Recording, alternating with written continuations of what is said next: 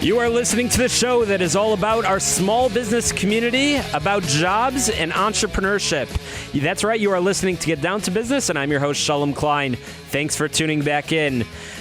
We are all about small business, and there's probably nobody that knows more about the small business community, somebody that during his term in office started running job fairs all over the 10th Congressional District. We are thrilled to have on Get Down to Business former Congressman Robert Dold. Bob, thanks for joining us on Get Down to Business. Shalom, great to be with you, and thank you for your show and all that you guys are doing. It's obviously vital for not only our economy, but getting more people back to work. So thank you for doing what you're doing. It is important. So, Bob, you're running around, running to take the seat that you held for 2 years in the last Congress, and you're running around the district talking to a lot of the people that you probably got to know as congressman. What are people telling you? Are people finding jobs in this economy? Well, there's no question that jobs and the economy is still the number one issue on people's minds. As you well know, we've got the third highest unemployment in the country in the state of Illinois, and we have pockets in the 10th district that are far higher than the national average. And so people are looking for good, high-paying jobs. And what's interesting is that the fastest-growing segment of that is going to be from small business. 2/3 of all net new jobs are created by small businesses. What's interesting is that the fastest-growing segment amongst that pie is women-owned businesses, which is great. And I think that we have here the ability and the assets to really be turning things around. The key ingredient that we're missing is a business-friendly environment from Springfield, and I would argue Washington as well. And for those that don't know where the 10th Congressional District is, can you sort of lay out the map for our listeners? Sure. So the 10th Congressional District starts, if you go along the lakefront, starts in Glencoe, goes all the way up to the Wisconsin border. As you go across the Wisconsin border, it drops down. We get about 3/4 of Gurnee, all the way out to Fox Lake.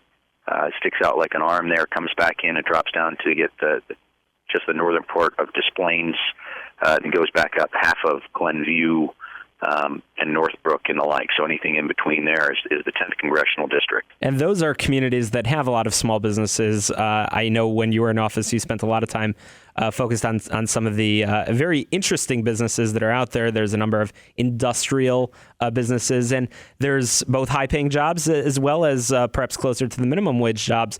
But our economy is made up of such a diverse population, and the 10th Congressional District certainly represents that. So what are the types of things that if you're elected to go back to Congress that you would do to improve the situation, to make it easier to get into business, but also make it easier for businesses to start hiring people?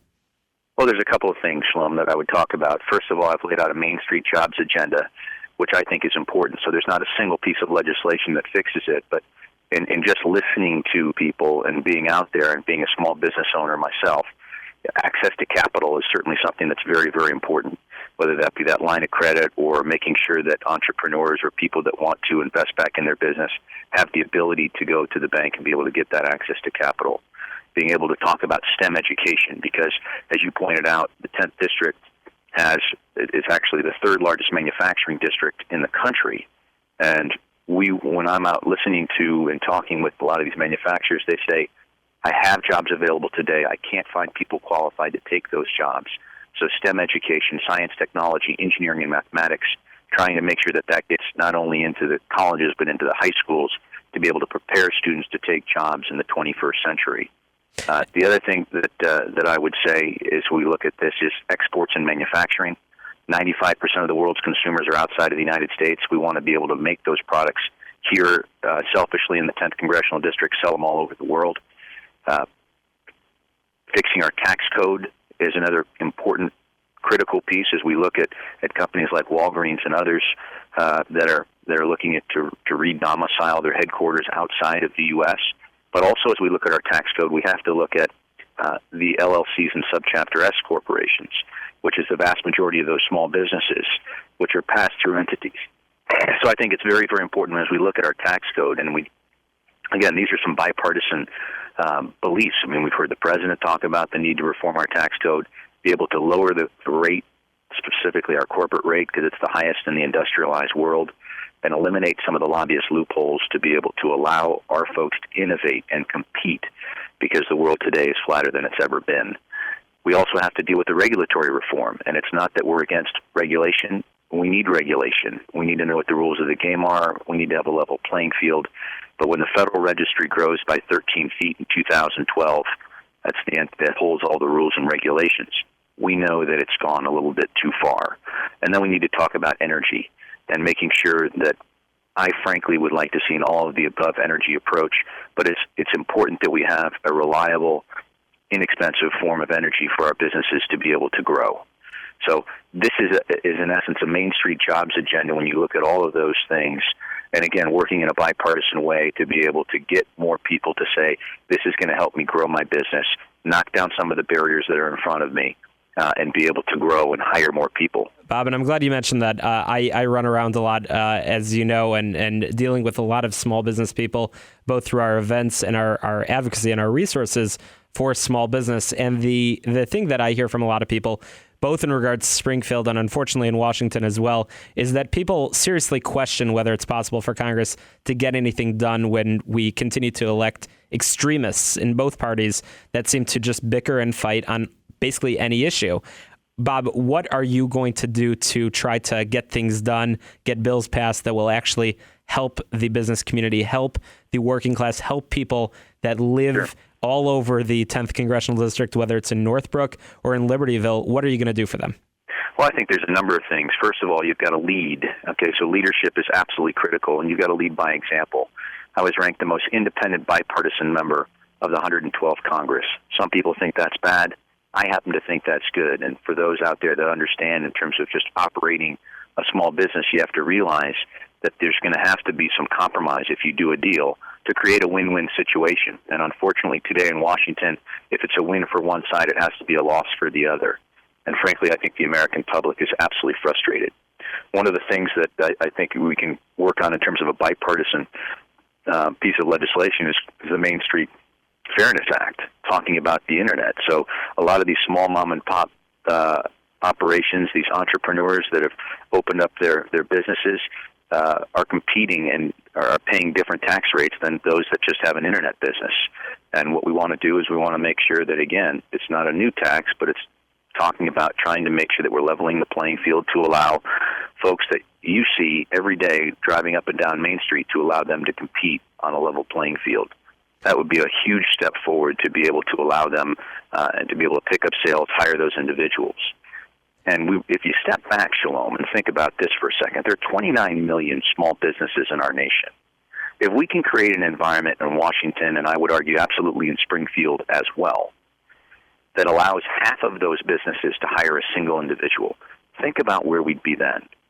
It would change the landscape of the economy. It ought to be a mantra for Republicans, Democrats, Independents, you name it, to be able to get more people off of the unemployment line where they don't want to be, back into a good, high-paying job.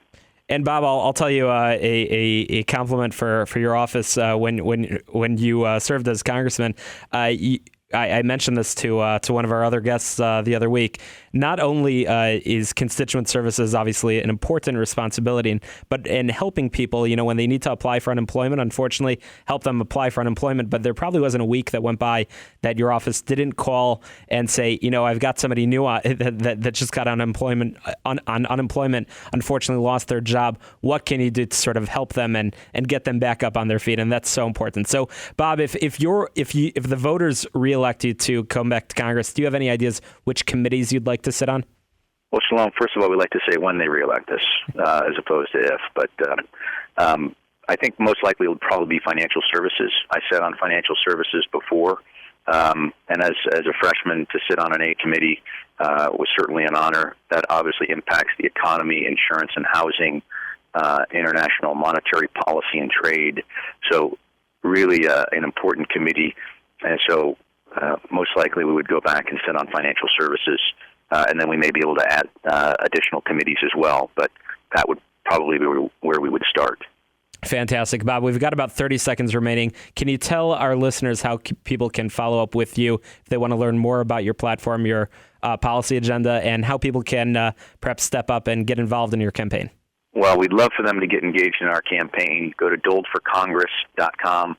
That's Dold with a D, D-O-L-D, for Congress.com. We're also in Libertyville, is where our campaign office is, right on Milwaukee Avenue, so it's 326 South Milwaukee. We'd love for people to get engaged in any capacity that they would like. And again, this is about how do we build, bipartisan solutions to the problems that we face out there. And that's exactly what we're committed to do, to try to make sure more people get back to work, that we educate them, and that we put them on a path to prosperity. Bob Dold, thanks for joining us on Get Down to Business. After the break, we're talking more entrepreneurial success stories on Get Down to Business.